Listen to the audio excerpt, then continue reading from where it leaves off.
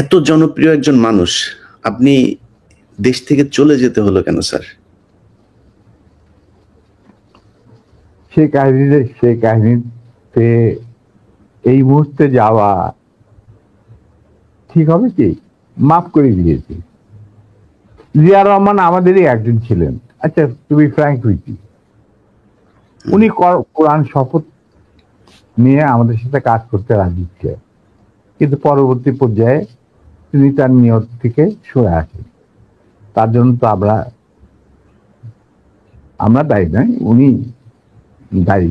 এবং যদি ভালো করে থাকেন সেটা প্রাপ্য তিনি হয়তো পেয়েছেন, যদি খারাপ করে থাকেন সেটা আমাদের সাথে না চলায় যদি তার কিছু খারাপ হয়ে থাকে তার জন্য তো আমরা দায়ী নেই। তবে হ্যাঁ, একটা সময়ে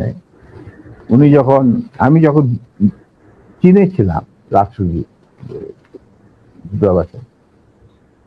তিনি আমার বাবা কিন্তু জিয়া রহমানের ক্যাবিনেটের সিনিয়র মিনিস্টার পদে নিযুক্ত ছিলেন। কারণ আমার বাবা মনে করতেন যে আমরা জিয়া রহমান সব এক, কিন্তু উনি ভেতরে খবর জানতেন না। জিয়া রহমান যখন দেখলো যে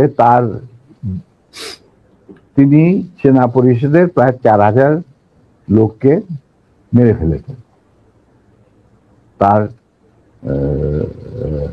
ক্ষমতাকে কুক্ষিগত করার জন্য, আমরা তারপরে যখন তিনি দেখলেন যে তার অবস্থা খুব খারাপ,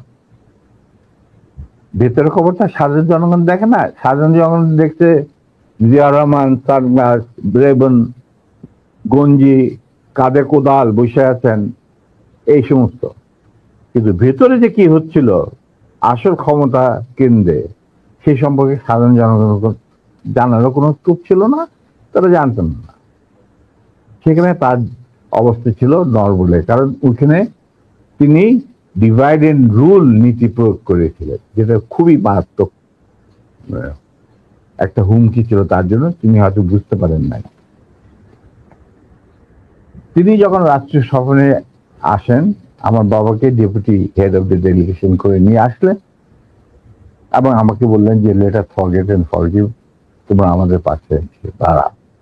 আমরা বললাম স্যার, এটা আপনার পক্ষে, আপনার বললেন আমি কৃতার্থ, কিন্তু আমার মনে হয় আমাদের পক্ষে সেটা সম্ভব। কারণ এর জন্য সম্ভব না, আপনি আমাদের সহকর্মীদের রক্তে যে রক্তক্ষরণ ঘটিয়েছেন, সেই রক্ত মারিয়ে আপনার পাশে যদি গিয়ে দাঁড়াই, প্রথম গুলিটা আমাকেই যেতে হবে, মুনাফেক হিসাবে।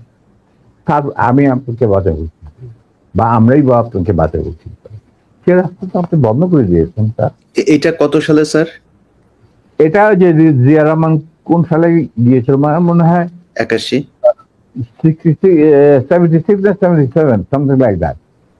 ওই যে ওনার একটাই রাষ্ট্রীয় সফর ছিল চীনে, এটা তুমি দেখে নিতে পারো, আমার বইতে লেখা আছে সব। আচ্ছা, 77 বলতে। এবং তার সাথে যে আমার কি ডায়ালগ হয়েছে 1-to-1, যেটা আর কেউ উপস্থিত ছিল না। পাশের ঘরে অবশ্য বেগম সাহেবা ছিলেন। স্যার, আরেকটা জিনিস পরিষ্কার হয়েছে স্যার, আপনি কি একটা বলছিলেন যে কোরআন শপথ করা হয়েছিল, মানে কি হয়েছে?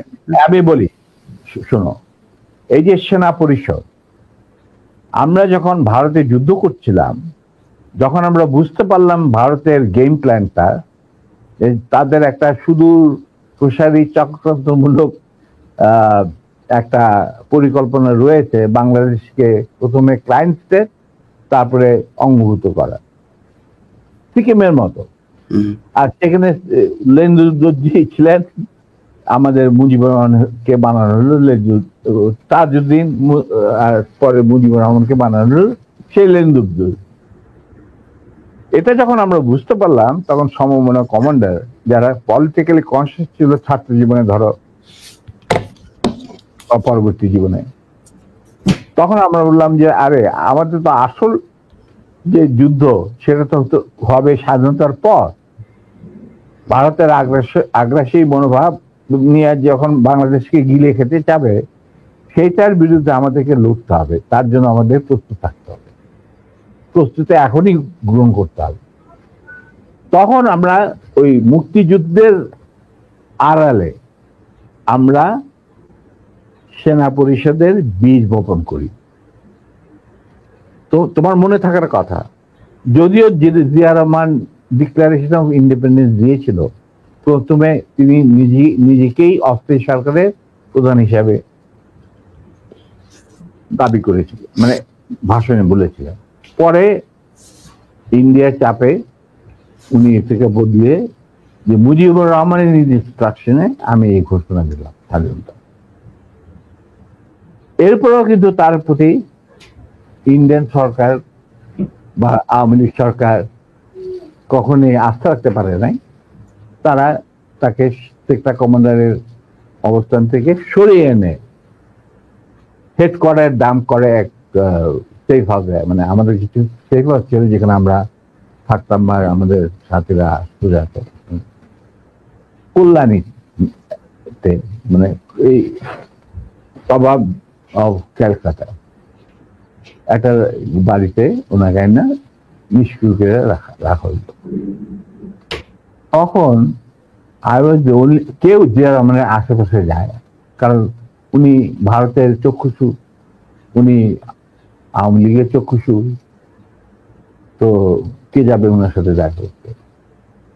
তখন কিন্তু আমি, কারণ আমি জিয়া রহমানকে অনেক আগে থেকে চিনি, পাকিস্তান আমল থেকে একসাথে কাজও করেছি। যাই হোক, আমি গিয়ে ওনার সাথে যোগাযোগ করি এবং তাকে বুঝাই যে স্যার আপনি ধৈর্য ধরুন, আমরা আপনাকে সহজে হারাবো না। তখন আস্তে আস্তে আমরা তাকে বলি যে আপনি এরকম আসল উদ্দেশ্য যে ভারতের, সেটাকে বানচাল করার জন্য এখন থেকে আমরা প্রস্তুতি নিচ্ছি। আপনি কি আমাদের সাথে থাকবেন কি থাকবেন না সেটা আমাদের তরফ থেকে আমাকে পাঠানো হয়েছে জানার জন্য, কারণ আমি আপনার কাছে সবচেয়ে ক্লোজ ছিলাম পাকিস্তান আর্মি, সবাই জানে।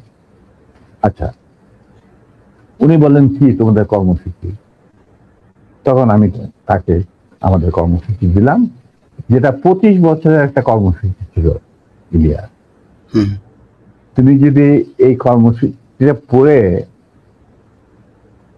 এই কর্মসূচিটা আমরা তৈরি করেছিলাম বিভিন্ন সেক্টরের মুক্তিযোদ্ধা এবং অন্যান্য সাধারণ জনগণের আশা আকাঙ্ক্ষার পরিপ্রেক্ষিতে। সেই কর্মসূচিটা পড়ার পর উনি এটাকে মেনে নেন।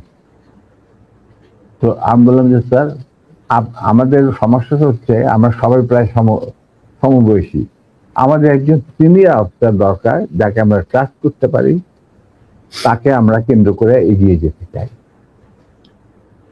এই সেনা পরিষদের কর্মসূচি বাস্তবায়নের জন্য।